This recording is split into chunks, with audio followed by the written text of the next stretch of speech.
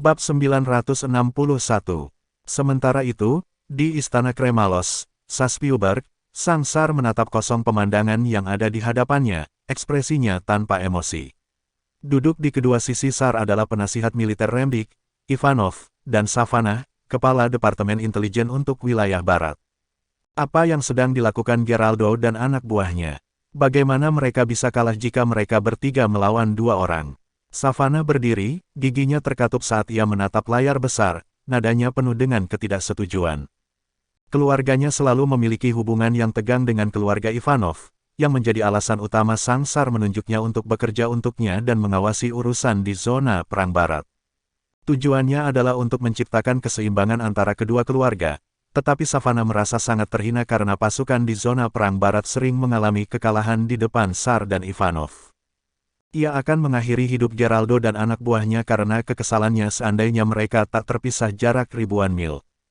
Sementara itu, Ivanov, yang duduk di sisi kiri Tsar, dengan hati-hati mengukur reaksi Tsar. Ketika Savannah meraih alat komunikasinya dengan maksud untuk memberikan perintah baru kepada Geraldo dan anak buahnya, Ivanov, yang mengira sudah waktunya, turun tangan. "Lupakan saja, Savannah. Mereka bukan tandingannya," katanya, nadanya terukur. "Apa maksudmu? Tidak ada tandingannya." Savannah berhenti dan mencibir. "Kau tidak di sini untuk menikmati kemalanganku, kan, Ivanov? Jangan lupa bahwa jika Charlie dan Jonathan dibawa pergi, dan kantor Asura memproduksi masal pembudidaya alam Grandmaster, zona perang timur akan menjadi yang pertama terpengaruh. Bahkan 4 resimen besar Anda tidak akan mampu menahan serangan jika perang pecah di Sungai Onsi." Ivanov melirik Sang Tsar, yang belum menyatakan sikapnya, dan segera memahami pikiran Sang Tsar. Ia bangkit dari tempat duduknya dan melemparkan senyum ke arah Savannah. "Anda salah paham. Maksudku adalah, tidak peduli seberapa keras kau mencoba menekan Geraldo, mengingat situasi saat ini, dia dan anak buahnya bukan tandingan dua pembudidaya dari Canaya itu. Itu tidak mungkin." Savannah ingin berargumen atas nama bawahannya, tetapi kata-kata Ivanov selanjutnya membungkamnya sepenuhnya. "Savannah, kau tahu apa hewan roh ilusi itu? Itu disebut senjata jiwa. Ini adalah teknik yang melibatkan memenjarakan binatang iblis yang telah berubah menjadi makhluk hidup atau jiwa para pembudidaya dan menyempurnakannya menjadi senjata spiritual. Teknik ini telah hilang selama berabad-abad. Hanya The Untouchables yang memiliki senjata kuno seperti itu sekarang. Yang bisa saya katakan adalah bahwa The Untouchables dari Canaya sudah mulai terlibat, dan mereka sangat kuat.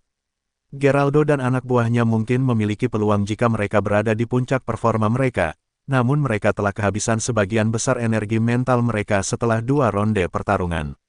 Mereka bukan tandingan sekarang." Savannah menatap keadaan Geraldo dan anak buahnya yang menyedihkan di layar besar. "Orang-orang yang tak tersentuh. Mereka hanya pengecut yang bersembunyi di sudut," katanya sambil mengertakkan gigi, mendidih karena frustrasi. Saat Savannah berbicara, sedikit ejekan muncul di mata Ivanov. "Savannah, posisimu di Remdik sudah aman sejak lahir. Mengingat kehidupanmu yang terlindung, bisa dimengerti jika kamu tidak mengetahui hal-hal tertentu. Tahukah Anda mengapa Canaya, meski dikelilingi oleh wilayah Barat, Remdik, dan Jetroina, telah berhasil memperluas wilayahnya dengan sangat baik? Militer Canaya sangat berantakan sebelum kantor Asura mengambil alih. Jika negara kita berperang, tidakkah Anda berpikir bahwa Remdik dapat dengan mudah mengambil alih Canaya? Menurutmu, mengapa kami, para Remdikian, bekerja keras untuk menjaga Merania sebagai zona penyangga dan menghindari konflik dengan Canaya dengan cara apapun?" Savannah ingin menyanggah, tapi kehilangan kata-kata. Sekte-sekte tersembunyi dan The Untouchables dari Canaya tidak boleh diremehkan. Menurutmu bagaimana mereka bisa mempertahankan wilayah yang begitu luas hanya dengan beberapa pembudidaya alam dewa? Kau masih muda dan belum berpengalaman, Savannah. "Kamu." Savannah marah ketika Ivanov mencibir dengan jijik, tapi sebelum dia bisa mengatakan sesuatu untuk membalas, Sang Tsar bangkit dari kursinya. "Suruh Geraldo dan timnya mengikuti Charlie, tandai lokasi mereka, dan beritahu pasukan angin ilahi untuk melancarkan serangan," perintah Sang Tsar sebelum meninggalkan ruangan. Savannah tidak berani mengucapkan sepatah kata pun. Jelas sekali bahwa Tsar bermaksud menggunakan Geraldo dan timnya sebagai target artileri berat, memusnahkan semua orang yang berada dalam jangkauan target. Saat Sang Tsar meninggalkan ruangan, Ivanov menyeringai ke arah Savannah. Keluarkan perintah, Savannah. Jika ini berlarut-larut, ketiganya mungkin tak akan bisa memberikan koordinat mereka. Dengan itu, Ivanov meninggalkan ruangan. Pada saat itu, nasib Charlie berada di tangan Savannah, dan Ivanov tidak ingin terlibat, apapun hasilnya. Berdiri sendirian di ruangan yang luas itu, Savannah menatap layar besar di depannya, menghela napas panjang setelah beberapa detik. Kemudian, dia mengeluarkan dua perintah. Yang pertama ditujukan kepada Geraldo dan timnya, memerintahkan mereka untuk menyerang musuh, menjaga Charlie agar tetap terlihat, dan menunggu bantuan. Perintah kedua adalah agar pasukan angin ilahi, yang berkumpul di Merania, meluncurkan serangan rudal jarak pendek ke arah koordinat Geraldo, dengan satu-satunya persyaratan adalah menyebabkan kerusakan dan kehancuran yang luas. Bagi Remdik, sangat penting bahwa Charlie harus dilenyapkan dengan cara apapun. Sementara itu, di padang rumput Ibyville yang luas, 200 mil di utara Kusban, pasukan besar yang terdiri dari ratusan ribu tentara baru saja berkumpul dan bergerak ke selatan. Ketika mereka menerima perintah untuk berhenti, para prajurit muda dan tidak berpengalaman, bersenjata lengkap, melihat keluar dari kanvas truk militer mereka dengan bingung. Jonathan, yang berbaring di bagasi, menghela napas panjang. Kenyataan bahwa tentara telah berhenti berarti mereka telah mencapai tujuan mereka. Meskipun Jonathan tidak tahu tentang Charlie dan tidak mengerti mengapa Remdik melakukan pengerahan pasukan secara besar-besaran ke Merania, dia merasa lega karena dia selangkah lebih dekat ke Canaya sekarang. Dia akan dapat menghindari pengejaran Remdik segera setelah ada kesempatan. Selain itu, akan relatif lebih mudah bagi kantor Asura untuk membantunya karena mereka saat ini berada di Merania. Situasi ini menguntungkan baginya. Saat Jonathan merencanakan rute pelariannya, para tentara di truk militernya mulai turun seolah-olah mereka telah menerima perintah misterius. Mengintip melalui celah di bagasi, dia terpana dengan apa yang dilihatnya. Sebuah kendaraan rudal perlahan-lahan menurunkan struktur penyangganya untuk mendarat di tanah yang berjarak sekitar 100 meter. Rudal K-11 jarak pendek milik Remdik. Jonathan menatap tak percaya ke arah kendaraan rudal itu. Apa yang sedang direncanakan oleh Remdikian? Bab 962. Meskipun kendaraan rudal terdengar tidak istimewa, namun sebenarnya, kendaraan ini merupakan pemukul berat di antara persenjataan suatu negara. Memasangkan rudal jarak pendek dengan radius kerusakan kurang dari 1000 km, khususnya, dengan kendaraan rudal semacam itu dapat secara signifikan meningkatkan kemampuan manuver dan jangkauan. Bahkan jika seseorang memiliki agen khusus yang sangat terampil atau jaringan intelijen yang mengesankan, tidak ada cara untuk menentukan lokasi pangkalan peluncuran yang tepat, sehingga secara drastis mengurangi kemungkinan rudal dicegat. Ada kurang dari 50 sistem peluncuran rudal jarak pendek di Canaya, dan senjata seperti itu biasanya disembunyikan di pangkalan militer rahasia. Oleh karena itu, Jonathan tidak menyangka akan melihat satu pun di sana. Saat dia menghitung waktu dia memasuki Merania, sedikit keraguan muncul di matanya. Ada sesuatu yang tidak masuk akal. Berdasarkan seberapa cepat kendaraan militer ini melaju, konvoi itu hanya menempuh jarak kurang dari 1000 km ke Merania. Namun, bagi Merania, jarak ini tidak seserius seseorang yang menyusup jauh ke pedalaman mereka. Tidak mungkin Remdik mengerahkan pasukannya dengan gegap gempita hanya untuk menyerang Merania. Lebih tepatnya, tidak mungkin Remdik ingin melakukannya. Bagaimanapun juga, para leluhur dari berbagai negara telah memetakan strategi militer di seluruh benua Aplot dan Epea dengan darah, keringat, dan air mata mereka. Merania adalah zona penyangga yang sangat diperlukan antara Remdik dan Canaya. Jika dilihat seperti itu, Remdik tidak perlu menyerang Merania. Namun, hal itu hanya membuat situasi ini semakin membingungkan. Jika seseorang meluncurkan rudal jarak pendek di sini, rudal itu bahkan tidak akan melewati perbatasan Merania. Jadi, apa yang ingin mereka capai dengan ini? Apakah ada ancaman lain di dalam negeri yang hanya bisa dihancurkan oleh rudal jarak pendek ini? Dia sedang mengamati kendaraan rudal yang perlahan-lahan disiapkan dan ragu-ragu apakah akan mengambil kesempatan untuk melarikan diri ketika dia mendengar dua orang berseragam militer berjalan ke bagasi. Keduanya menyalakan rokok sambil mengobrol. Jonathan merasa jengkel saat mendengar mereka berbicara remdikian. Jika saya tahu saya akan berada dalam situasi ini hari ini, saya akan berusaha semaksimal mungkin untuk menjadi mahir dalam bahasa Jetroinian, Remdikian, dan bahasa-bahasa di wilayah barat saat saya masih tinggal dengan nyaman di kediaman Goldstein di Yaleview. Jika saya berkonsentrasi pada studi saya tidak akan benar-benar tidak mengerti apa yang mereka katakan sekarang. Saat dia berbaring di dalam bagasi, dia memutuskan akan mencari kesempatan untuk menyelinap keluar dari tempat persembunyiannya segera setelah kedua perwira militer itu pergi, lalu menggunakan teknik ekstrikasi untuk keluar dari sana. Namun, sementara dia menunggu, percakapan antara dua perwira militer saat mereka menyaksikan kru bersiap untuk peluncuran rudal jarak pendek menarik perhatiannya dan membuatnya sedikit tertegun. Meskipun ia tidak dapat mendengar dengan jelas, ia dapat menangkap potongan-potongan kecil, dan dua nama muncul di benaknya Kesana dan Charlie. Sebuah tradisi di Remdik menyatakan bahwa bayi yang baru lahir hanya dapat diberi nama dari beberapa lusin pilihan. Itu sebabnya jika seseorang memanggil nama Kesana di Remdik, lebih dari selusin anak perempuan mungkin akan merespons. Namun, Charlie adalah nama dari Roduns. Meskipun beberapa orang dari Roduns belajar di Remdik, apa mungkin para perwira militer ini akan menyebut kedua nama itu bersamaan? Itu pasti mereka. Dalam sekejap, Jonathan mengumpulkan semua yang telah dia alami selama beberapa hari terakhir dan membentuk kesimpulan yang tidak terlalu jauh dari kebenaran. Charlie dan Kesana pasti sudah tiba di Merania. Jika tebakan saya benar, itu akan menjadi penjelasan yang masuk akal untuk mobilisasi pasukan berskala besar di zona perang Barat Remdik. Adapun rudal jarak pendek ini, mungkin saja merupakan serangan terhadap pasangan itu. Apakah itu berarti perang telah dimulai? Saat pikiran itu terlintas di benaknya, dia tidak bisa menahan diri lagi. Medan kekuatannya berkembang dalam sekejap mata, menyebabkan batangnya terbelah. Para perwira militer di sekitarnya sangat terkejut dan bergegas pergi. Yang lain menganga-ngeri melihat Jonathan, yang terlihat kurus kering seperti mumi, dan mengarahkan senjata di tangan mereka ke arahnya. Sementara itu, kedua perwira militer itu berusaha melarikan diri ketika mereka tiba-tiba menemukan diri mereka terperangkap di dalam sebuah telapak tangan yang besar dan tak terlihat dan diseret ke arah Jonathan. Dengan ekspresi kaku, Jonathan menuntut, "Bicaralah. Apa yang sedang terjadi? Mengapa Anda menyebut Charlie dan Kesana?" Dia mengencangkan energi spiritualnya di sekitar mereka dan menatap dengan dingin pada kedua pria yang hampir mati lemas. Kedua perwira militer Remdikian itu berjuang ketika melayang di udara, tetapi mereka hanyalah manusia biasa dan bukan tandingan Jonathan. Mengenai apapun yang mereka ocehkan dalam bahasa Remdikian, Jonathan tidak dapat memahami sepatah kata pun.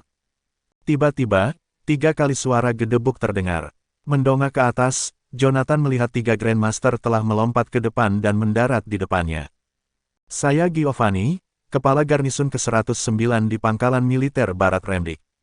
Kami sedang melakukan serangan. Kami sebelumnya telah berkomunikasi dengan Merania dan mendapatkan izin, jadi tolong lepaskan anak buah saya." Pada saat itu, Jonathan terlihat lebih buruk karena dia telah menggunakan terlalu banyak tenaga untuk menyembuhkan luka dalam. Bahkan Josephine, yang berbagi tempat tidur dengannya, belum tentu dapat mengenalinya dalam keadaan seperti itu, apalagi para perwira militer Remdikian yang belum pernah bertemu dengannya. Adapun Giovanni dan yang lainnya, mereka langsung mengasumsikan Jonathan adalah seorang kultivator dari Merania.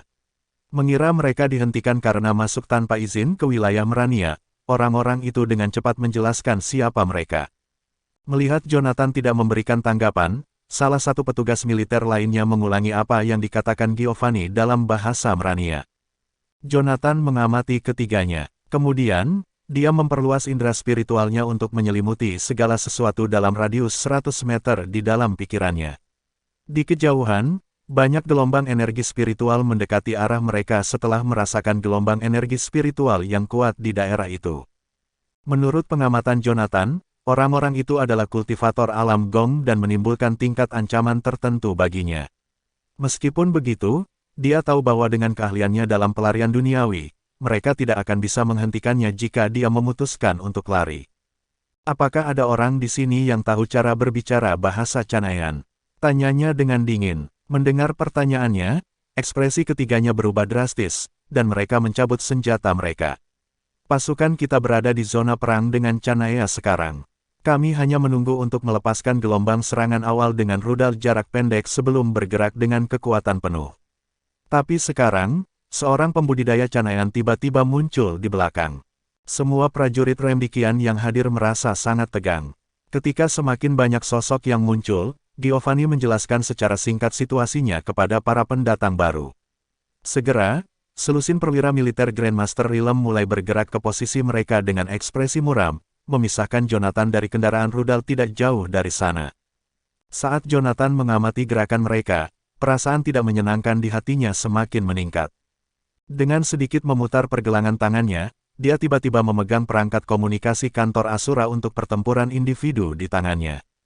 Segera setelah dia memakai lubang suara, serangkaian teriakan dan panggilan terdengar terus-menerus. Bab 963, Alat komunikasi Jonathan memiliki salah satu pengaturan otoritas tertinggi di kantor Asura. Meskipun Hades telah sepenuhnya mengambil alih urusan kantor Asura, Jonathan masih dapat melihat semua perintah dan pembaruan yang dikirim oleh kantor Asura. Sirene yang menusuk telinga berarti bahwa itu semua adalah informasi penyebaran tingkat strategis. Dengan ekspresi serius di wajahnya, Jonathan memasukkan kata sandinya. Di sana, ia melihat serangkaian perintah dan pembaruan yang dikirim oleh kantor Asura. Bahkan, seolah-olah perangkatnya telah terinfeksi oleh virus karena barisan perintah dan pembaruan muncul tanpa henti di perangkat seukuran telapak tangan. Beberapa pembaruan berbunyi, rudal jarak menengah Angkatan Darat Timur sudah siap. Angkatan Darat Susona telah berkumpul dan memasuki Merania. Jet tempur Angkatan Darat Zaidam bergerak menuju Merania. Angkatan Darat Misona telah mengerahkan agen militer elitnya. Pasukan khusus kegelapan dari kantor Asura memasuki Merania. Charley dan Kesana masih hidup. Baris-baris perintah dan laporan terus bermunculan di layar. Jonathan merasa seperti disambar petir, dan dia membeku di tempat. Untuk keluar dari Remdik, saya meringkuk menjadi bola di dalam bagasi kecil kendaraan militer selama 2 hari. Siapa yang menyangka begitu banyak hal yang bisa terjadi dalam waktu 2 hari.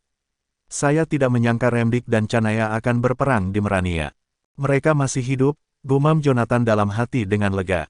Itu adalah laporan yang dikirim Sirius 10 menit sebelumnya. Aku tidak tahu bagaimana Sirius bisa bergabung dengan formasi pertempuran kantor Asura, tapi sepertinya itu adalah hal yang bagus. Aku Jonathan. Jika kau bisa mendengarku, Sirius, beritahu aku lokasimu dan situasi saat ini. Jonathan menyalakan alat komunikasinya sepenuhnya. Semua orang di Canaya, yang sedang berada di saluran publik, tertegun ketika mendengar suara serak Jonathan. Tuan Goldstein sudah kembali. Suara kasar Dorian terdengar, dan dia terdengar sangat senang. Bahkan, semua petinggi kantor Asura merasa sangat lega ketika mendengar suara Jonathan. Di mana Anda sekarang, Tuan Goldstein? Yang kami butuhkan hanyalah satu kata dari Anda dan... Dorian ingin mengatakan sesuatu, tetapi pidatonya dipotong oleh Jonathan. Enyahlah dan kembalilah mempertahankan garis pertahanan barat laut. Saya tidak di sini untuk berbasa-basi. Jonathan berteriak ke dalam alat komunikasi. Saya sekarang berada tepat di belakang pasukan militer Remdik, dan saya bisa melihat mereka bersiap-siap menggunakan rudal jarak pendek. Beritahu saya lokasimu sekarang. Ini aku, Sirius, kata Sirius dengan suara yang dalam. Aku sudah memberitahukan lokasiku pada semua orang. Kane sedang dalam perjalanan untuk menjemputku. Kesana, Charley, dan nomor 1 terluka parah. Jika Kesana dan nomor 1 tidak segera dirawat, kemungkinan besar mereka akan mati. Sekarang, kita berurusan dengan 3 kultivator alam Dewa Remdik. Salah satu dari mereka berada di fase menengah, dan 2 lainnya berada di fase pemula. Untuk beberapa alasan, saya pikir mereka hanya mengulur waktu. Mereka tidak menggunakan kekuatan penuh mereka. Namun, kami tidak bisa mengabaikan mereka. Sepertinya mereka menunggu bantuan. Bantuan. Jonathan memandang selusin perwira militer Grandmaster Realm yang mengelilinginya dan menyadari sesuatu. Dia kemudian segera berbalik ke arah barisan kendaraan rudal jarak pendek yang telah dirakit. Lari. Suara Jonathan bergetar ketika dia berteriak ke perangkat komunikasi. Mereka tidak menunggu bantuan. Mereka menunggu rudal jarak pendek. Sirius dan yang lainnya bingung ketika mendengar kata-kata Jonathan. Di sisi lain, Raja Perang Kantor Asura tersentak seketika. Tuan Goldstein, berapa banyak rudal jarak pendek yang dimiliki musuh? Hades bertanya dengan cemas. Jonathan melihat ke depan dan menjawab, 20. Dor, tidak ada yang tahu apakah itu karena konfrontasi yang panjang atau jika Remdik telah memberikan perintah. Tetapi saat Jonathan melaporkan situasinya ke kantor Asura, sebuah tembakan dari suatu tempat yang jauh terdengar. Ding! Hampir seketika setelah suara tembakan, sebuah suara yang mirip dengan bunyi lonceng terdengar di sebelah Jonathan. Peluru memantul dari perisai yang dibentuk oleh lonceng perunggu dan mengenai kendaraan militer di sebelahnya. Setelah tembakan itu, para pembudidaya Remdik di sekitarnya tampaknya telah menerima sinyal untuk menyerang, dan 7 hingga 8 pembudidaya terlihat bergegas menuju Jonathan. Jonathan dengan lembut mengetuk kakinya, dan sebilah pedang pendek muncul. Setelah itu, siluetnya berkelebat, dan dia langsung menyerang ke arah pangkalan peluncuran rudal. Aku akan mencoba menghancurkan kendaraan rudal itu, Sirius. Kau harus menjauh dari para pembudidaya Remdik itu. Jonathan memerintahkan. Aku tidak bisa, mereka mengepung kita. Sebelum Sirius bisa menyelesaikan kalimatnya, Hades terdengar berkata, Sirius, kau harus menjauhkan diri dari mereka. Jangkauan ledakan rudal jarak pendek itu bisa mencapai sekitar 500 meter. Meskipun kau adalah kultivator alam dewa dengan kemampuan membentuk perisai roh dengan energi spiritualmu, kau masih akan terluka parah jika berada dalam jarak 100 meter dari ledakan. Jika Anda berada dalam jarak 50 meter dari ledakan, Anda akan mati.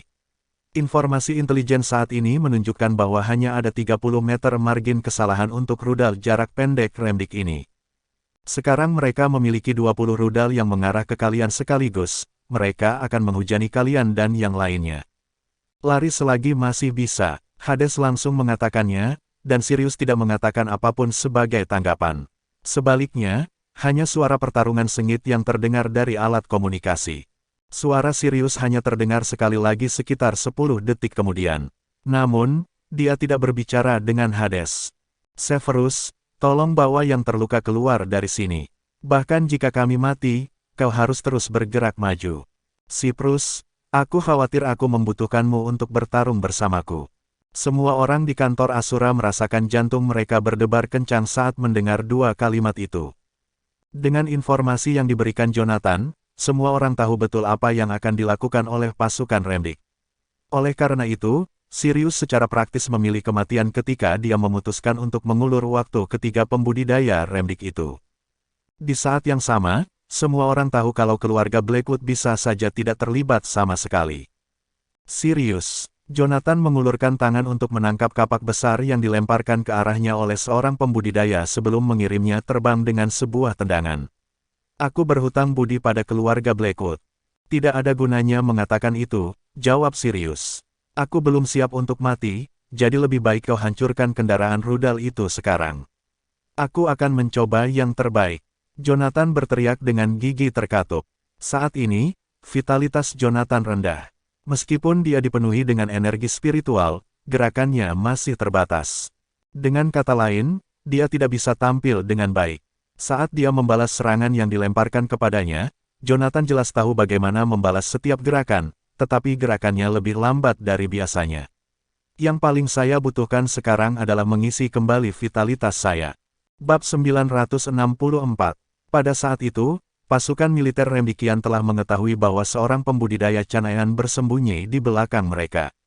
Selain itu, pasukan militer Remdikian juga telah merekam percakapan Jonathan dengan kantor Asura. Setelah terjemahan selesai, semua perwira militer Grandmaster Realm mengetahui siapa Jonathan sebenarnya. Oleh karena itu, mereka mulai mengejarnya. Kendaraan rudal jarak pendek itu dianggap sebagai senjata strategis. Jika Jonathan berhasil menghancurkan 20 kendaraan itu, para perwira militer itu akan mengucapkan selamat tinggal pada karir militer mereka. Sementara itu, Jonathan berada dalam pertempuran yang mengerikan. Karena kurangnya vitalitas, gerakannya lebih lambat dari biasanya. Meskipun dia tidak akan melukai dirinya sendiri jika pertempuran terus berlanjut, dia masih tidak bisa menembus garis pertahanan para pembudidaya. Faktanya, ada saat-saat ketika dia menahan musuh-musuhnya, tetapi ketika dia akan memberikan pukulan fatal, kultivator lain akan muncul untuk memaksa Jonathan mundur. Melihat keadaan seperti itu, Jonathan tidak bisa menahan rasa frustrasi. Di sisi lain, kultivator lawan semakin percaya diri. Sebelum ini, kami mendengar desas-desus yang mengatakan betapa kuatnya Jonathan dan bagaimana dia telah membunuh banyak kultivator Remdikian sendirian. Sekarang, sepertinya tingkat kultivasinya hanya sedikit di atas alam Mahaguru. Selama kita bisa tetap sinkron, tidak mungkin Jonathan bisa menembus pertahanan kita, apalagi menghancurkan kendaraan rudal.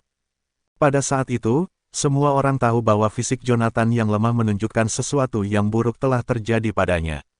Namun, hal itu tidak menghentikan siapapun untuk mengerahkan seluruh kemampuan mereka untuk membunuhnya. Bagaimanapun, masih ada hadiah di dalam Angkatan Darat Barat, dan siapapun yang menangkap Jonathan berhak mendapatkan hadiah dari SAR. Awalnya, semua orang mengira hadiah sebesar itu hanya akan diberikan kepada seorang perwira militer di alam dewa. Yang mengejutkan mereka, Jonathan ada di depan mereka. Meskipun mereka tidak saling memberitahu apa yang harus dilakukan, semua orang berusaha sekuat tenaga untuk menyerang, berharap menjadi orang pertama yang menjatuhkan Jonathan. Menghadapi serangan tanpa henti itu, ekspresi Jonathan semakin lama semakin suram. Kendaraan-kendaraan rudal itu sudah berada di posisinya. Mereka hanya perlu mengunci target mereka sebelum meluncurkan rudal-rudal itu. Saya kehabisan waktu. Bang! Jonathan menghantamkan pedang surganya ke perisai besar di depannya.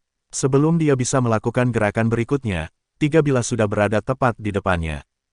Meskipun bel tangan perunggu itu bisa melindungi Jonathan kapan saja, Jonathan masih bisa menderita luka dalam jika dia secara paksa menangkis gerakan 3 pembudidaya alam Grandmaster untuk membunuh 1 pembudidaya alam Grandmaster. Dengan vitalitas saya saat ini, saya mungkin benar-benar dalam bahaya jika saya menderita luka dalam. Karena tidak punya pilihan lain, Jonathan menendang perisai itu dengan keras dan melompat ke udara sebelum ketiga pedang itu dapat mencapainya. Ia kemudian mendarat di sebuah ruang terbuka yang berjarak 10 meter. Sambil terengah-engah, Jonathan melirik ke arah musuh-musuh di depannya. Saya ingin menggunakan Earthly Escape untuk melompati mereka dan menghancurkan kendaraan rudal itu. Namun, aku kehabisan pil peremajaan roh. Earthly Escape adalah mantra yang melelahkan, dan aku bisa saja mengubur diriku di bawah tanah. Sejak awal, saya telah memperhatikan bahwa tidak peduli bagaimana para pembudidaya Remdikian mengubah formasi mereka, beberapa dari mereka tetap berada di tempat yang sama. Pada saat yang sama, saya tahu bahwa akar rumput di bawah kaki saya sekuat kawat baja. Itu berarti salah satu pembudidaya mengetahui pelarian kayu, dan itu sangat efektif melawan pelarian duniawiku. Saat itu, para pembudidaya Remdikian yang awalnya berpikiran defensif telah mengetahui apa yang Jonathan coba lakukan. Oleh karena itu, mereka mendekatinya dengan cara yang terkoordinasi.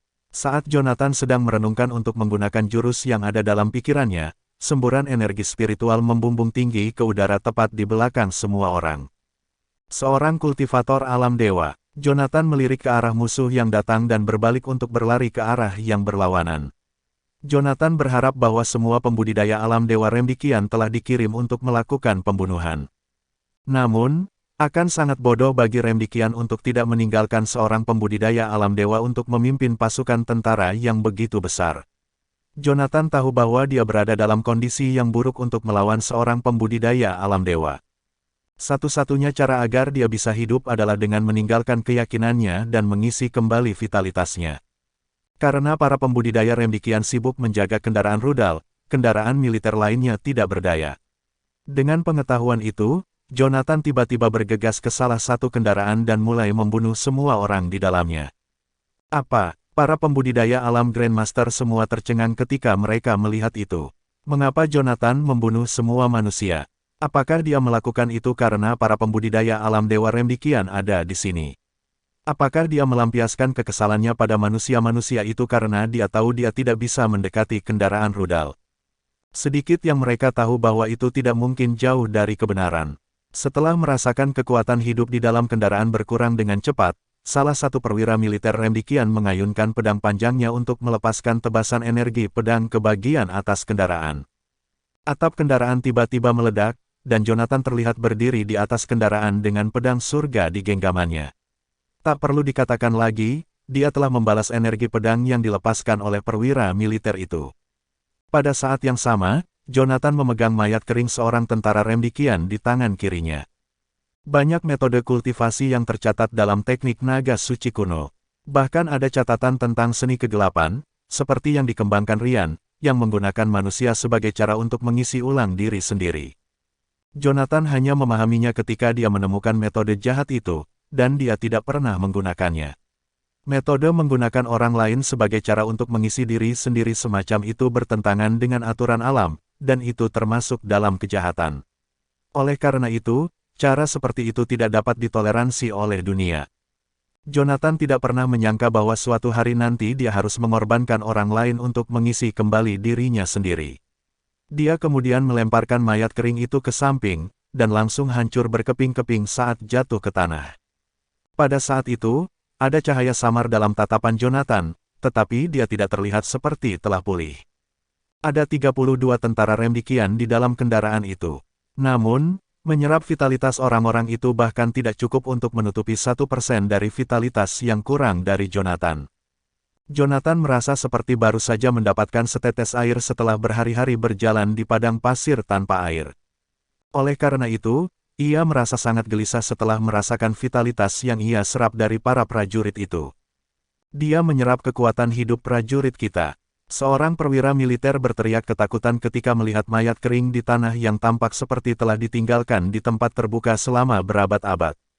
Sementara itu, Jonathan sudah berlari menuju kendaraan kedua. Saya membutuhkan tenaga untuk memulihkan diri. Meskipun saya akan melawan cor saya tidak punya pilihan lain. Charlie harus hidup untuk pertempuran di masa depan. Aku tidak bisa membiarkan rudal jarak pendek itu diluncurkan. Bab 965. Hentikan dia. Seorang kultivator Remdikian akhirnya menyadari apa yang sedang terjadi. Dia berteriak dan melesat ke arah Jonathan. Meskipun para pembudidaya alam dewa bergegas ke tempat kejadian dari jauh, mereka tidak bisa membiarkan Jonathan melanjutkan amukannya tanpa terkendali. Jika mereka tidak turun tangan, pada saat pembudidaya alam dewa tiba, ratusan orang akan terbunuh oleh Jonathan. Aku sedang mengatasinya. Saat teriakan kesakitan bergema dari truk militer, rumput layu di sekitar kendaraan mulai menghijau dan tumbuh dengan liar. Rumput liar itu memancarkan cahaya redup, berubah menjadi sulur-sulur yang lembut namun kuat, dan melesat ke arah truk. Pop, pop, pop, suara bilah rumput yang bergoyang tak terhitung jumlahnya yang memotong kanvas kendaraan bergema di udara. Kemudian, ratapan itu berhenti tiba-tiba, dan darah mengalir dari bilah-bilah rumput. Untuk membunuh Jonathan, pembudidaya Remdikian menggunakan mantra berskala besar, yang secara tidak sengaja membantai semua tentara di dalam truk militer. Melihat kondisi kendaraan yang mengerikan, para perwira Remdikian di sekitarnya tercengang sejenak. Masih ada fluktuasi energi spiritual yang datang dari truk. Teriak seorang pembudidaya Remdikian. Duk, suara bernada tinggi bergema di udara saat sosok kabur melesat melalui kanvas truk militer yang compang camping dan menembus perisai roh pembudidaya Remdikian. Puff, darah dimuntahkan saat tubuh kultivator terangkat ke udara oleh pedang surga. Di atas kendaraan militer, cahaya keemasan meledak, menangkap perwira Remdikian di udara. Jonathan mengaktifkan mantranya, dengan cepat menguras kekuatan hidup dari kultivator alam Grandmaster di tangannya, yang belum habis masa berlakunya. Tak lama kemudian, hanya sekam layu dari seorang pria yang sudah mati yang tersisa. Saat mayat kering perwira Remdikian itu jatuh ke tanah, sekelebat cahaya merah darah melintas di mata Jonathan. Vitalitas yang dia peroleh dari seorang kultivator alam Grandmaster setara dengan menyerap selusin vitalitas tentara biasa. Saat vitalitasnya terisi kembali, kulit Jonathan mendapatkan kembali sebagian dari cahayanya, dan bahkan kerutan di wajahnya mulai menghilang secara bertahap. Mata Jonathan bersinar dengan sedikit kegilaan saat dia memegang pedang surga. Karena kalian bersikeras menghentikanku, aku akan membiarkan kalian semua binasa bersama. Mengikuti dengungan aneh, pedang surga terbang dari tangannya. Bagian dalam tubuh Jonathan bergejolak seolah-olah organ dalamnya dihantam oleh palu yang berat, menyebabkan dia memuntahkan seteguk darah. Pada saat yang sama, 3 orang kultivator alam suci menjerit kesakitan dan jatuh ke tanah di depannya. Meskipun Jonathan sekarang dapat memanfaatkan kekuatan prinsip surgawi, dia belum melewati kesengsaraan ilahi dan mendapatkan pengakuan penuh dari prinsip surgawi. Dengan demikian, apa yang dia lakukan hanya dapat dianggap sebagai mencuri kekuatan Heavenly Principle. Pengguna kekuatan yang dicuri tersebut tidak akan pernah bisa lepas dari serangan balik. Dalam keadaan normal, serangan balik itu tidak akan berbahaya. Bagaimanapun, tubuh kultivator alam dewa fase lanjut dipelihara oleh energi spiritual sepanjang tahun, meningkatkan tubuh mereka menjadi beberapa kali lipat lebih kuat dari manusia biasa. Karena Jonathan saat ini kehilangan vitalitas, serangan balik bisa berakibat fatal. Itulah sebabnya dia terjebak dalam situasi putus asa meskipun prinsip of strength-nya sudah pulih.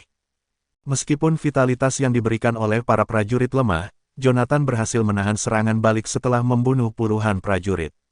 Menatap 3 pembudidaya alam Grandmaster yang terluka parah di udara, Jonathan memperluas medan kekuatan spiritualnya, menciptakan beberapa tangan energi spiritual raksasa untuk menangkap orang-orang itu dan menguras vitalitas mereka. Meskipun mengadopsi metode pemulihan saat bertarung akan menyebabkan dia menderita serangan balik konstan dari prinsip of strength, dia dapat dengan cepat mengisi kembali vitalitasnya. Tanpa diduga, saat ketiga kultivator itu terbang ke arah Jonathan, kilatan pedang yang kuat melesat di langit dari jauh, mendekati Jonathan. Itu adalah seorang ahli alam dewa. Menghadapi serangan seperti itu dalam keadaannya saat ini, Jonathan berpikir dia tidak bisa menahan serangan itu bahkan dengan bantuan lonceng perunggu misterius. Dia menyerah untuk menangkap ketiga pembudidaya di menit terakhir dan mundur untuk menghindari kilatan pedang. Serangan itu menghantam tanah, meninggalkan parit selebar 1 meter dan panjang beberapa meter di padang rumput. Seorang penggarap dengan potongan bascut dan memegang pedang dengan kedua tangan mendarat di depan Jonathan. Sambil menopang dirinya dengan pedangnya, penggarap itu perlahan-lahan mendongak ke atas, memperlihatkan fitur wajahnya yang halus. Luar biasanya, pendatang baru itu adalah seorang wanita. Jonathan memandang kultivator wanita itu dengan tatapan dingin dan waspada sementara dia dengan santai melambaikan tangannya. "Jonathan Goldstein, kau terlihat berbeda dari poster buronanmu," celetuk wanita itu sambil meletakkan pedang panjang di bahunya. Dia mengukurnya, tingginya sekitar 1,7 meter, dan meskipun ia mengenakan seragam tempur kamuflase, pakaiannya gagal menyembunyikan bentuk tubuhnya yang menggairahkan. Mengalihkan pandangannya ke atas ke wajah wanita itu, dia melihat fitur wajahnya yang sangat indah. Dia memiliki hidung mancung yang indah, bibir ceri, dan alis yang ramping. Meskipun potongan rambutnya tidak biasa, Jonathan mengira bahwa dia bisa saja memulai debutnya sebagai selebriti saat itu juga. Satu-satunya kemunduran adalah ekspresi matanya yang besar. Niat membunuh yang kuat yang memenuhi matanya membayangi senyum menawan di wajahnya. Secantik apapun dia, tidak ada yang akan fokus pada penampilan seorang gadis seperti dia. Jonathan melepaskan rasa spiritualnya untuk menyelimuti dirinya sepenuhnya. Dia tidak menunjukkan tanda-tanda untuk meningkatkan kewaspadaannya, sehingga Jonathan dapat menyelidikinya dengan bebas. Tangannya memiliki kapalan dari seorang kultivator yang rajin, dan kakinya yang tegang memalsukan sikapnya yang terlihat santai, karena dia, pada kenyataannya, siap untuk menyerang kapan saja. Jonathan menyadari bahwa wanita itu sebenarnya adalah seseorang yang kejam. Kultivator wanita itu menatap dadanya. "Jonathan, kamu telah menggunakan indera spiritualmu untuk memeriksa tubuhku. Apakah Anda memeriksa kemampuan saya atau bentuk tubuh saya? Apakah Anda ingin saya melepaskan pakaian saya sehingga Anda bisa melihat lebih baik?" Kata-katanya yang ringan dan menggoda membuatnya sedikit terkejut. Kemudian, dia bertanya sambil tersenyum, "Apakah Anda orang yang bertanggung jawab atas pasukan ini?" "Saya tidak pernah menyangka bahwa itu adalah seorang wanita." "Apa yang salah dengan menjadi seorang wanita?" balasnya, sambil membalikkan pedang panjangnya. "Tugas kita hanya membunuh, jadi mengapa jenis kelamin kita penting?" Jonathan perlahan mundur sambil menggeser pedang surga ke depannya. "Benarkah begitu? Kenapa aku merasa kau tidak bisa membunuhku?"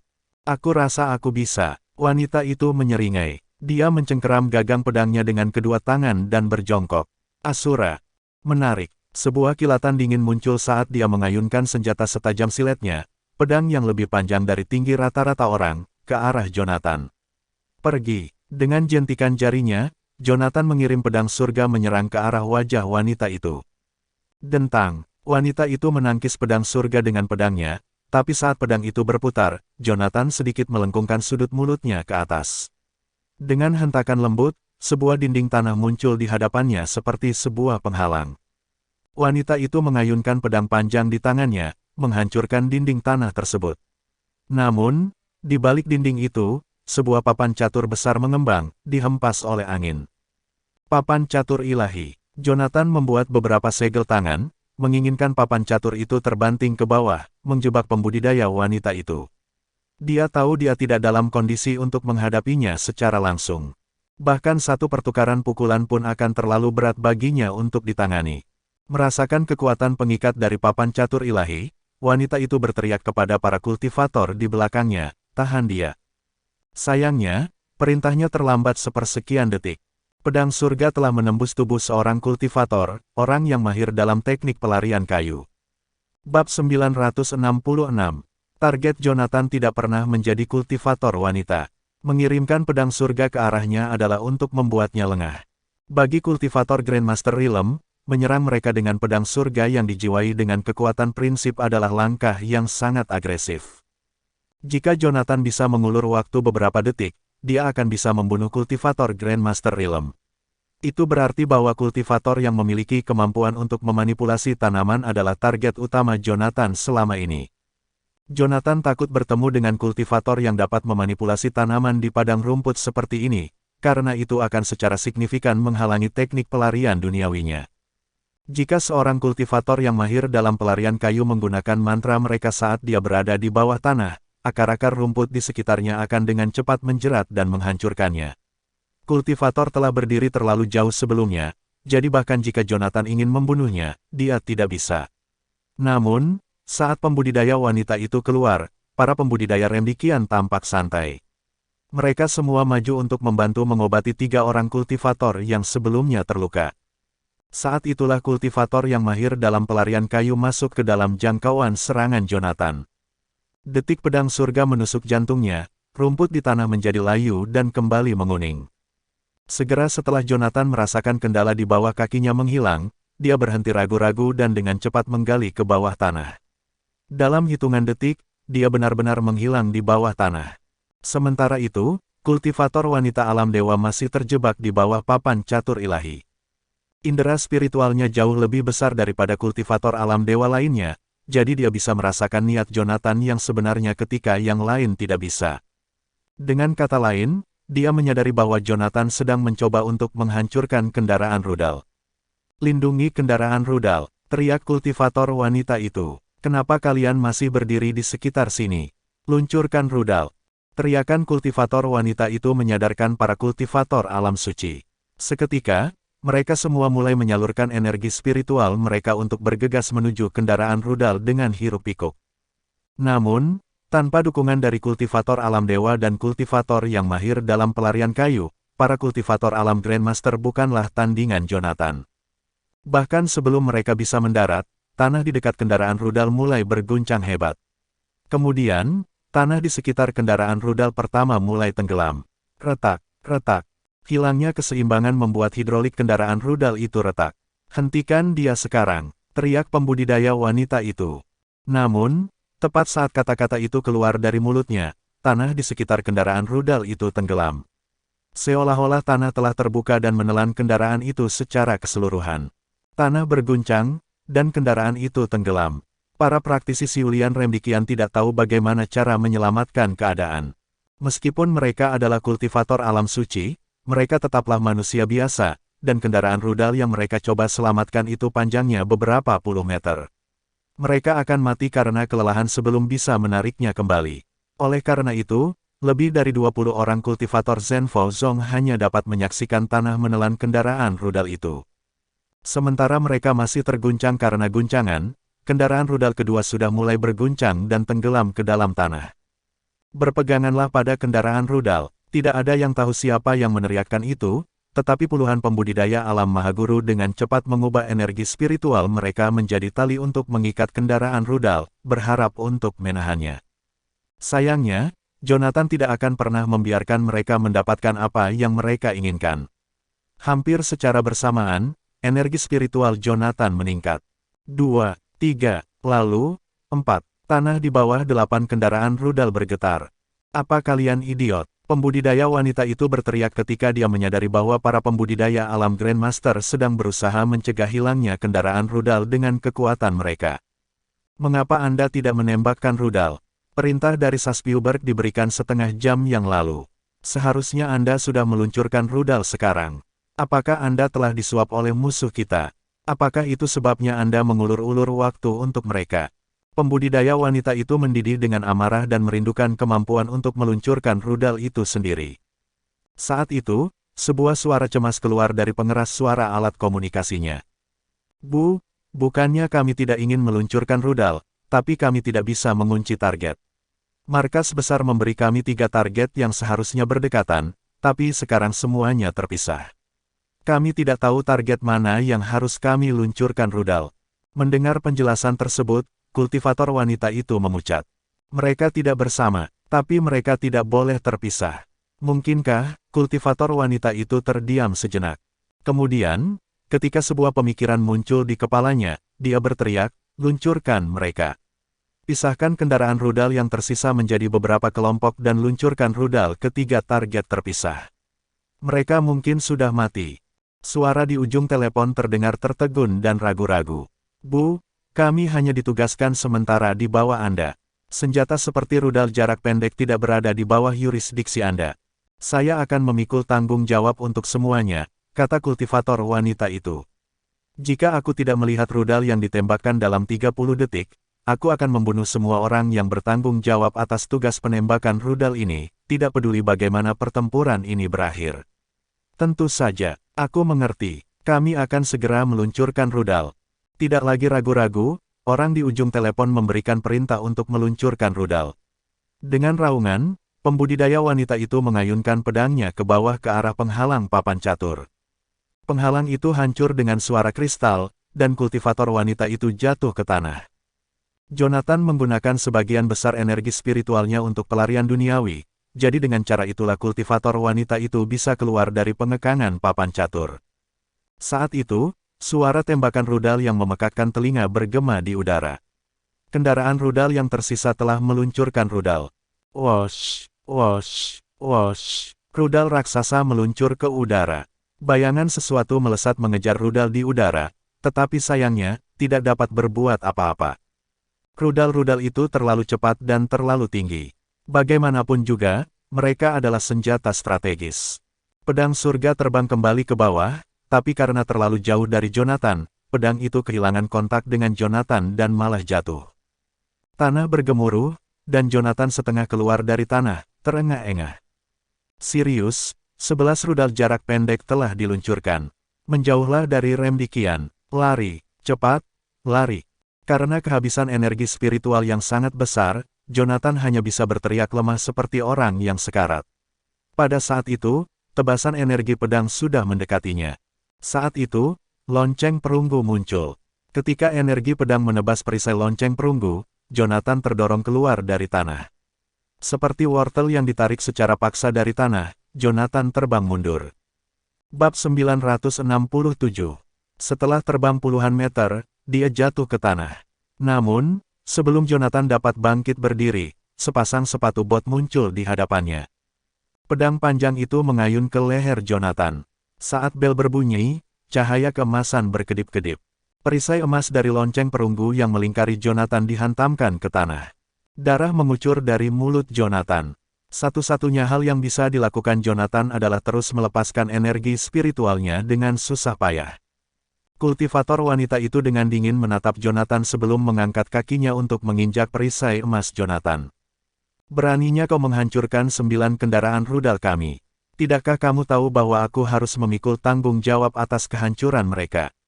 Duk, pedangnya menghantam perisai Jonathan sekali lagi, menyebabkan perisai itu berkedip-kedip. Dan kau menyebut dirimu Asura.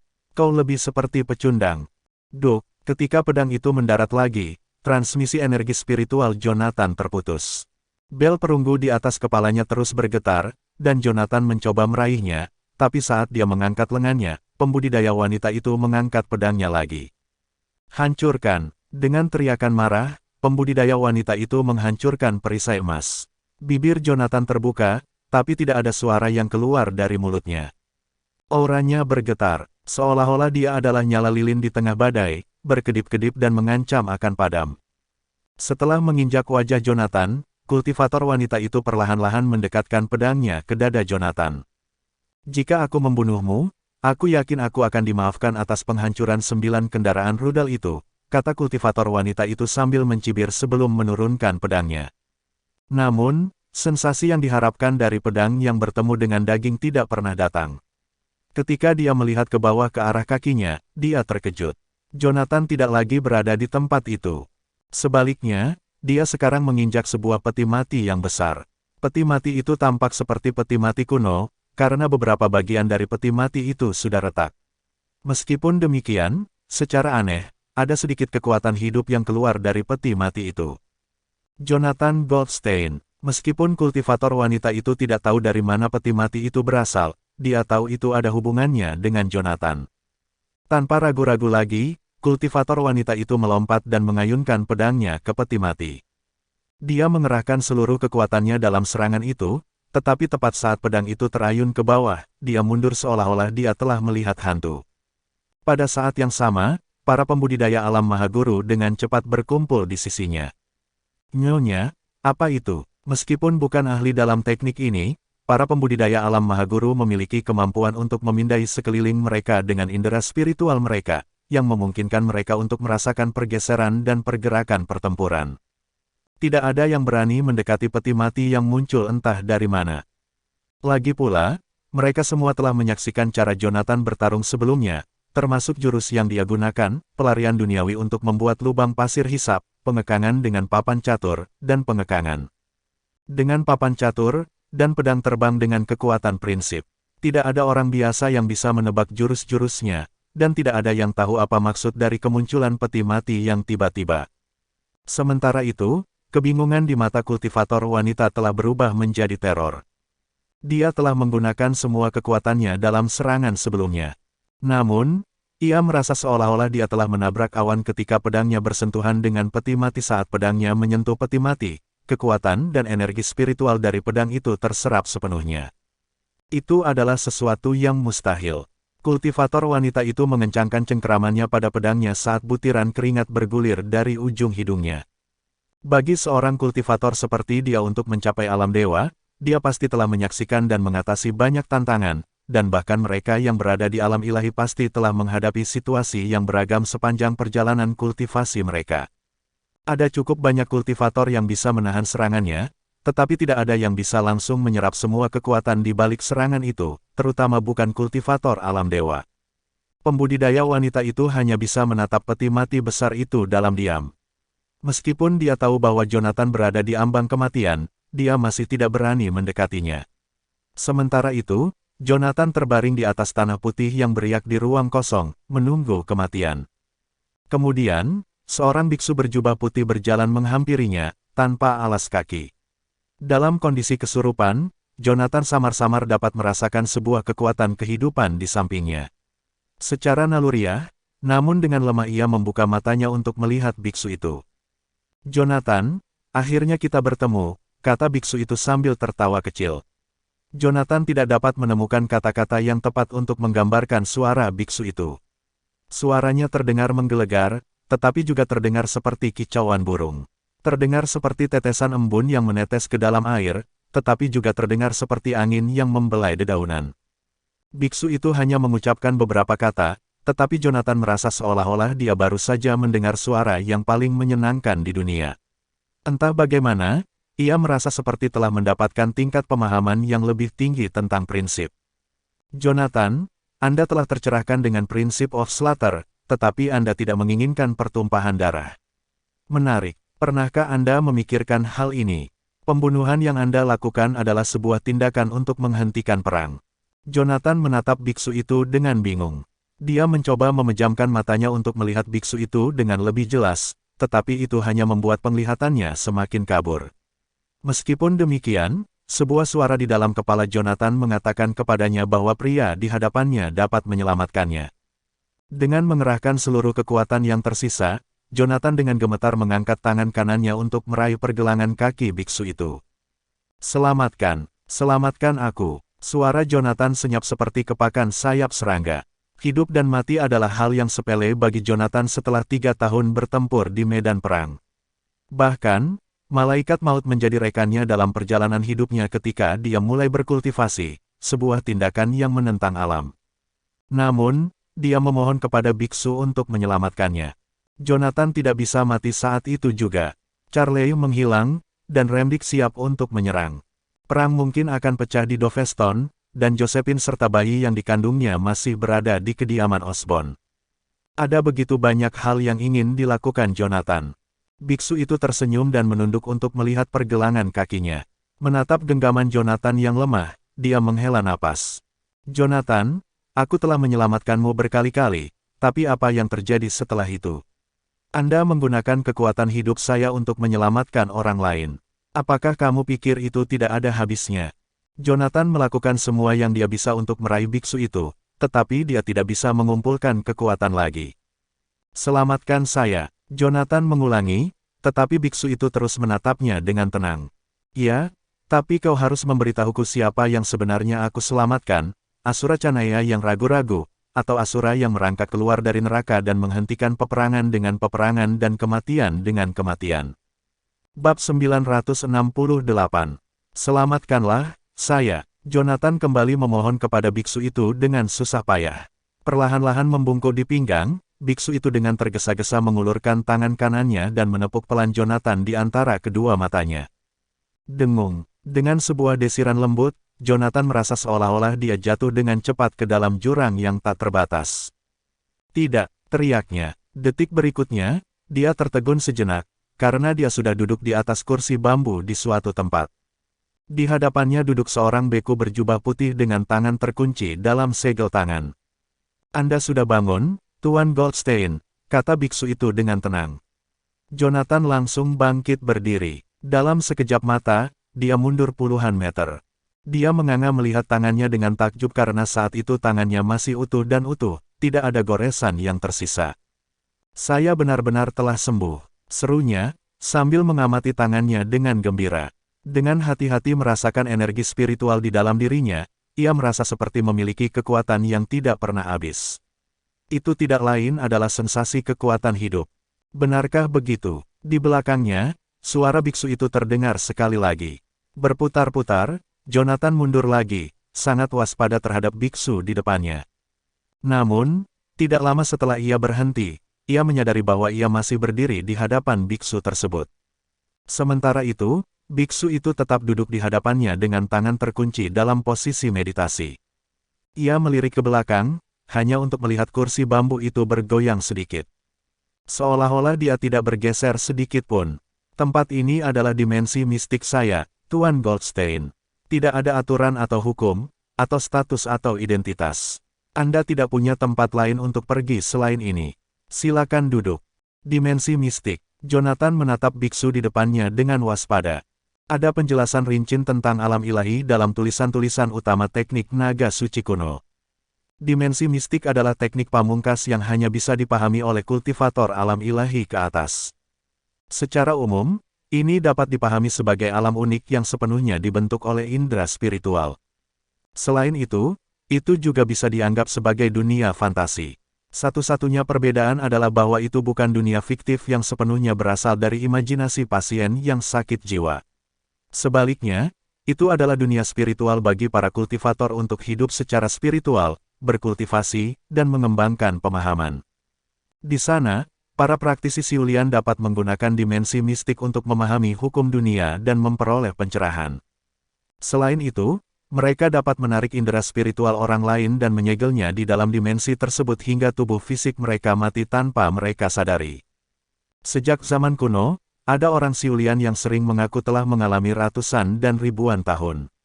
Sebenarnya, yang mereka maksud adalah dimensi mistik.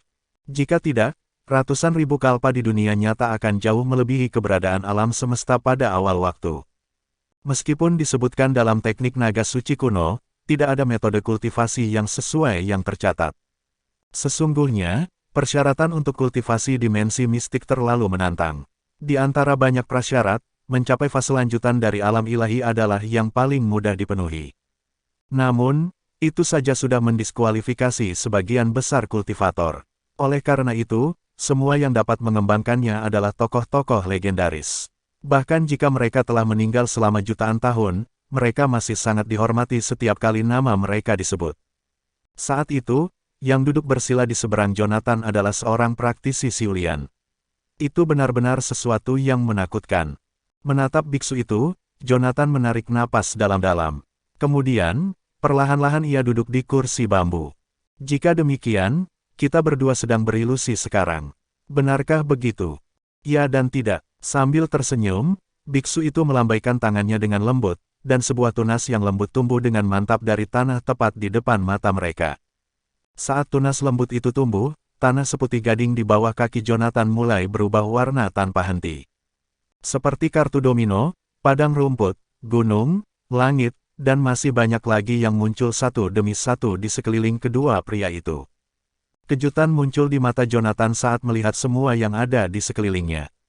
Di masa lalu, dia pernah memasuki dunia ilusi di pedang surga. Meskipun semuanya sama nyatanya, namun tidak ada sensasi kekuatan hidup di alam ilusi itu.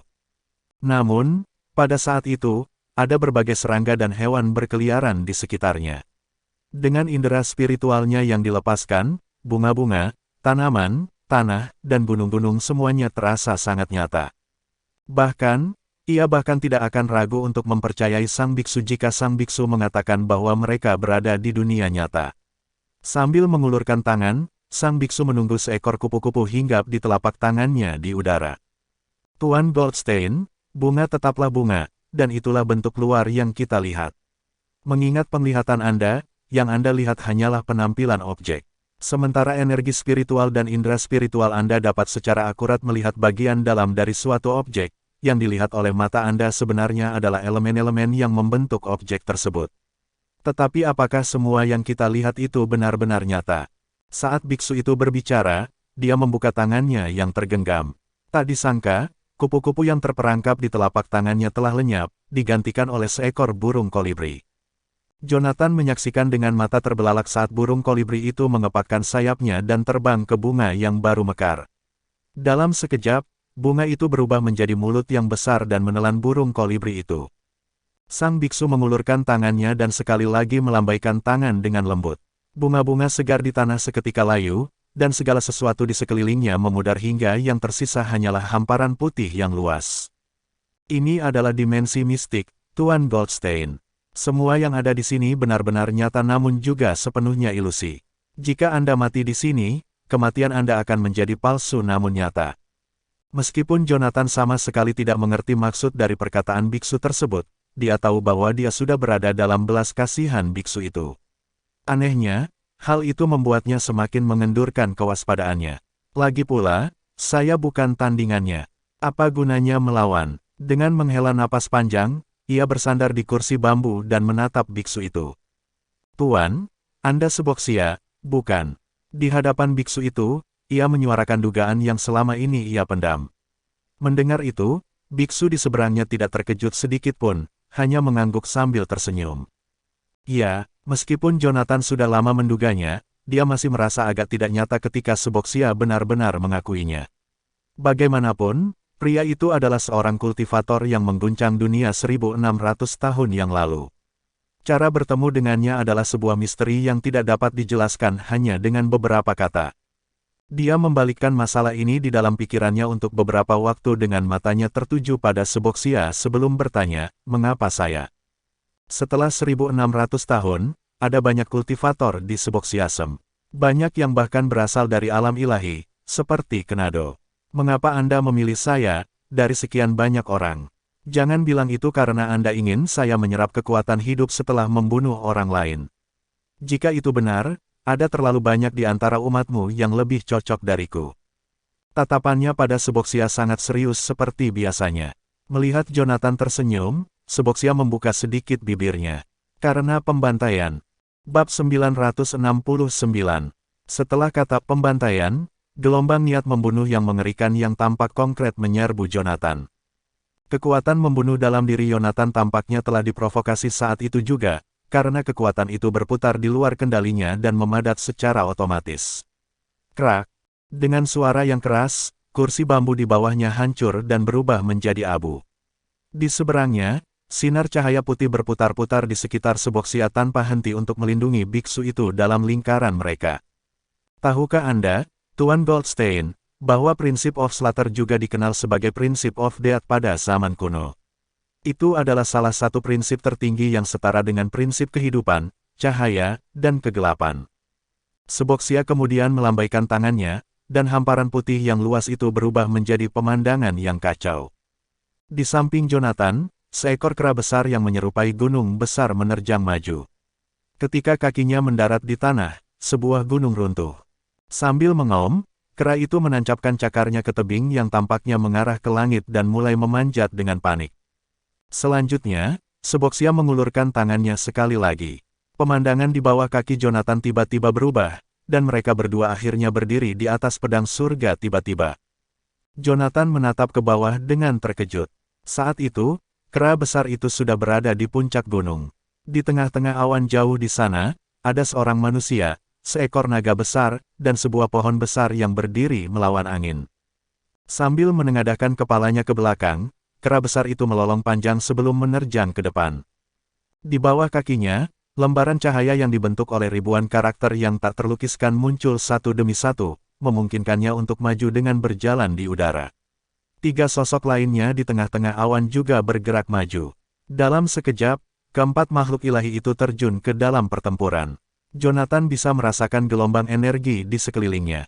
Meskipun jarak di antara mereka sangat jauh, dia tidak dapat menahan perasaan terintimidasi.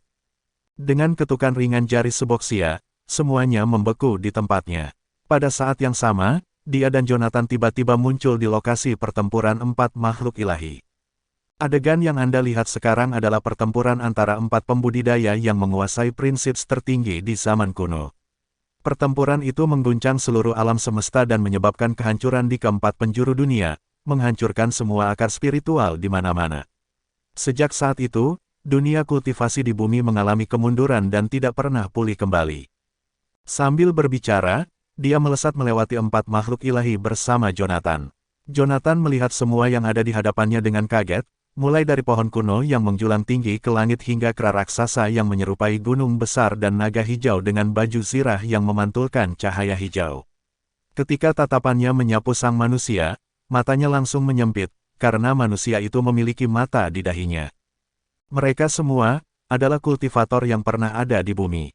Menyaksikan pemandangan seperti itu, dia tidak bisa benar-benar menerimanya meskipun dia telah lama melakukan teknik naga suci kuno dalam ingatannya dan tahu bahwa pernah ada binatang buas yang berkultivasi.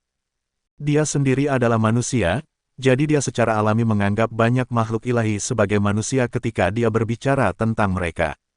Dari tampilan saat ini, tampaknya tidak satu pun dari 4 makhluk ilahi yang memahami prinsip tertinggi di zaman kuno adalah manusia. Suboxia menoleh ke arah Jonathan sambil tersenyum. Suboxiasem menganjurkan kesetaraan bagi semua makhluk hidup. Apakah Anda berpikir bahwa saya menciptakan aturan itu begitu saja? Itu karena saya kebetulan melihat dunia seperti di masa lalu. Pada zaman dahulu, semua makhluk bisa mendapatkan pencerahan. Sehelai rumput atau bahkan seekor kupu-kupu kecil dapat memindahkan gunung. Apapun di dunia ini dapat mencapai kebebasan dan pembebasan yang luar biasa selama ia tercerahkan. Sayangnya, semua fondasi spiritual telah hancur setelah runtuhnya 4 penjuru dunia, menghancurkan jalan semua ciptaan menuju keabadian. Saya pikir Anda pasti juga telah mengetahui bahwa saya memahami prinsip-prinsip kehidupan. Alasan saya memilih Anda adalah untuk membangun kembali 4 penjuru dunia dan menyambungkan kembali jalan yang terputus menuju keabadian. Jonathan menatap sang biksu. Untuk suatu alasan yang tidak dapat dijelaskan, kebanggaan yang tak berkesudahan menyelimutinya. Merasakan ada yang tidak beres, dia segera mengaktifkan energi spiritualnya dan menekan kegelisahan di dalam dirinya. Saya tidak mengerti apa yang Anda katakan, Suboxia. Saya hanyalah seorang kultivator yang tidak penting yang belum mencapai alam ilahi. Bahkan jika Anda mengatakan yang sebenarnya, saya tidak berpikir saya memiliki kemampuan seperti itu. Tentu saja, itu bukan kamu sendiri. Dengan cemberut di wajahnya, Suboxia berbalik dan menatap pohon kuno yang menjulang tinggi di sampingnya. Dia melanjutkan, jika seseorang ingin melanjutkan perjalanan menuju keabadian, dia membutuhkan energi dari semua ciptaan di dunia. 1600 tahun yang lalu, saya pernah mencoba menciptakan sebuah agama untuk menyatukan dunia. Menurut pendapat saya, hanya kekuatan keyakinan masyarakat yang dapat melampaui dinasti dan menyatukan semua orang di seluruh dunia. Sayangnya, saya salah. Saya adalah orang yang mendirikan Suboxiasem. Ini berasal dari wilayah barat dan sekarang telah menyebar ke seluruh penjuru dunia. Namun seiring berjalannya waktu dan meluasnya wilayah pengaruhnya, ajaran Suboxiasem semakin melemah. Bahkan, ajaran ini telah menjadi sarana dan alasan untuk menghasilkan uang di banyak tempat. Selama itu semua, Jonathan hanya mendengarkan dalam diam. Saat itu, dia akhirnya mengerti mengapa seorang kultivator seperti Suboxia menciptakan sebuah agama. Bagaimanapun juga, semakin tinggi tingkat kultivasi seseorang, semakin besar perhatiannya pada hukum sebab dan akibat, pemikirannya semakin jernih. Oleh karena itu, orang Siulian pada umumnya berusaha menghindari terlalu banyak kontak dengan dunia fana. Itu juga mengapa berbagai makhluk ilahi lebih suka hidup dalam pengasingan. Jadi, mengapa Anda memutuskan untuk memilih saya? Mengerutkan kening, Jonathan menatap Seboxia. Karena kau adalah orang yang menanggung beban untuk membunuh. Karena keyakinan tidak dapat menyatukan semua orang di dunia, pertempuran harus digunakan untuk mengakhiri perang dan menyatukan semua makhluk dengan paksa, jawab Seboxia lembut. Mendengar itu, Jonathan menatap biksu itu dengan dingin. Maksudmu, kau ingin aku menyatukan semua orang di dunia ini dengan membunuh? Tidak sampai sejauh itu, kau hanya perlu menyelesaikan upload dan EPA. Terang dan gelap akan menangani sisanya, asteris jawab Seboxia datar. Cahaya dan kegelapan, Jonathan bertanya, melihat sang biarawan dengan bingung.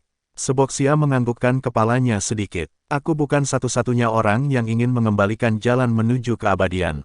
Saat itu, kami bertiga memiliki visi yang sama. Secara total, kami menciptakan 3 agama.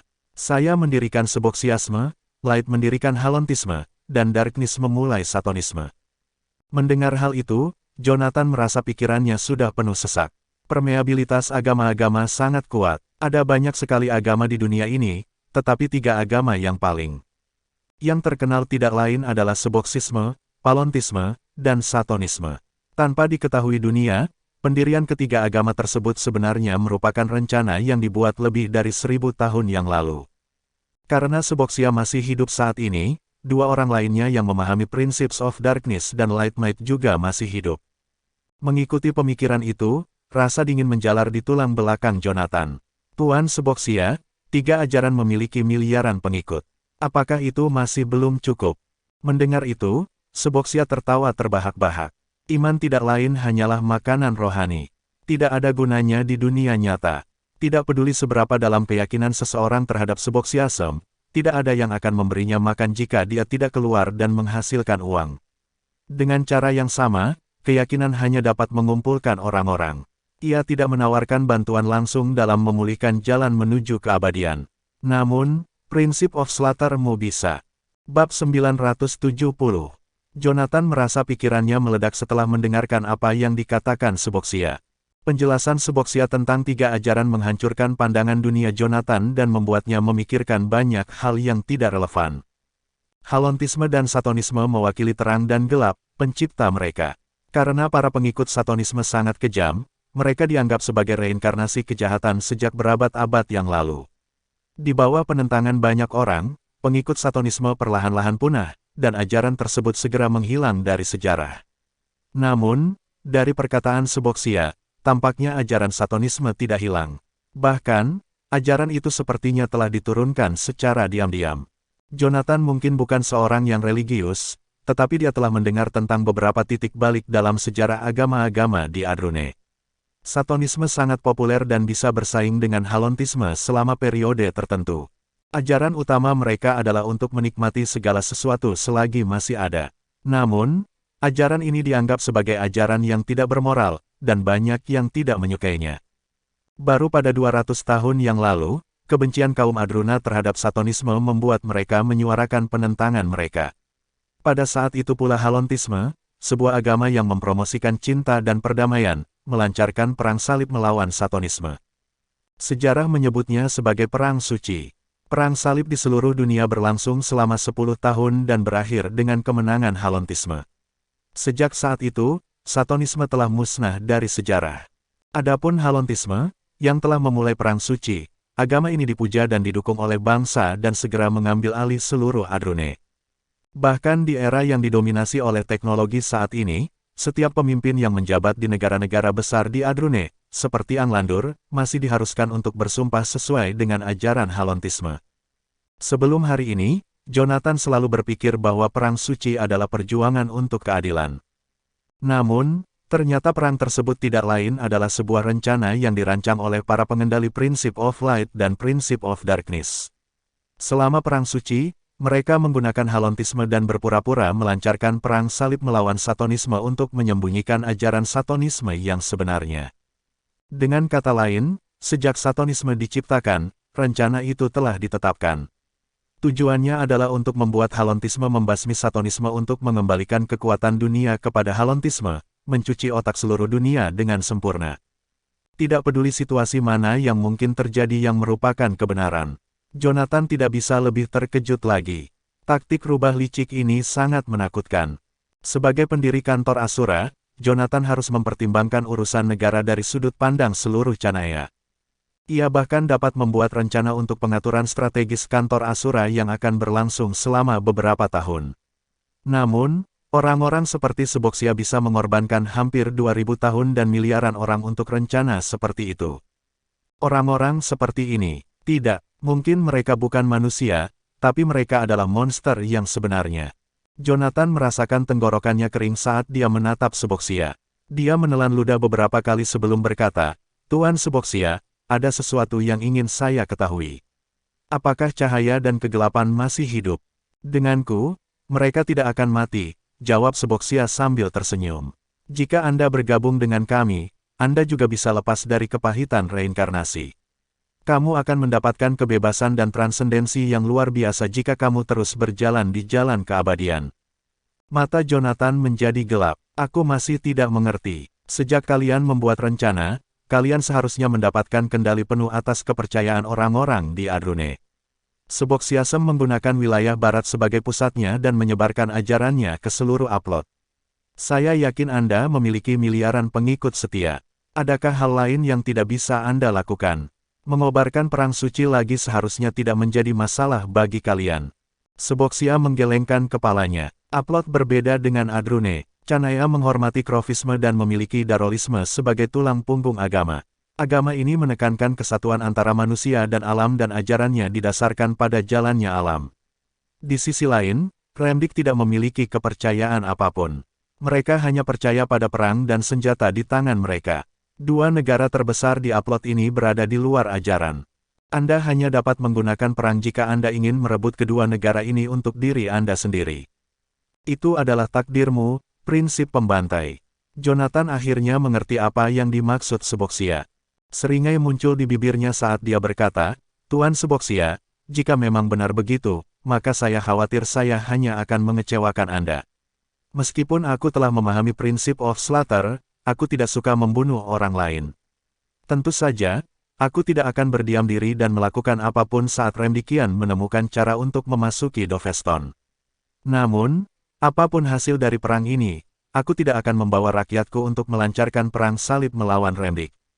Di sini, Jonathan menghela napas. "Yah, bukan hanya Remdik. Aku juga tidak memiliki keinginan untuk menguasai Canaya. Jika kau ingin seseorang mewakili agama untuk menaklukkan upload, aku khawatir aku bukan orang yang kau cari. Ketika situasi di Canaya sudah stabil, saya akan melepaskan semua beban saya, pensiun ke pedesaan, dan tidak akan pernah terlibat dalam perebutan kekuasaan." Saat dia mengatakan itu, dia dengan hati-hati menatap Seboxia, yang duduk di seberangnya. Dia adalah monster yang telah hidup selama hampir 2000 tahun. Aku benar-benar tidak mematuhi niatnya, dan aku masih berada di dimensi mistik Seboxia sekarang. Bagaimana jika dia menjebakku di dimensi ini karena dia tidak bahagia? Namun, Seboxia adalah monster yang telah menciptakan sebuah agama. Setelah mendengar kata-kata Jonathan, dia mengatupkan kedua tangannya dan tersenyum alih-alih marah. "Tuan Goldstein, apakah Anda ingin mencari Great Principle?" Setelah mendengar kata-kata Great Principle, Jonathan merasa jantungnya berdegup kencang. Sejak dia secara tidak sengaja berjalan di jalan menuju kultivasi, dia selalu mencari apa yang disebut Great Principle.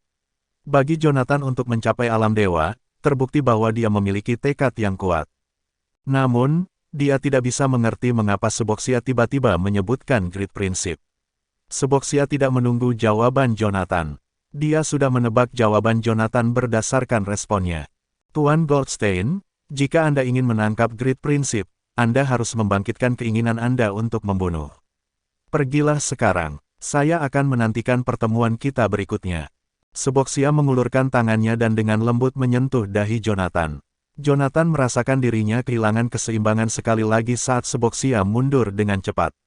Pada saat berikutnya, langit biru cerah muncul di depan mata Jonathan. Dia gemetar saat merasakan hawa dingin menjalar ke seluruh tubuhnya. Perlahan-lahan ia bangkit dan menyadari bahwa ia telah kembali ke padang rumput Merania. Bersambung.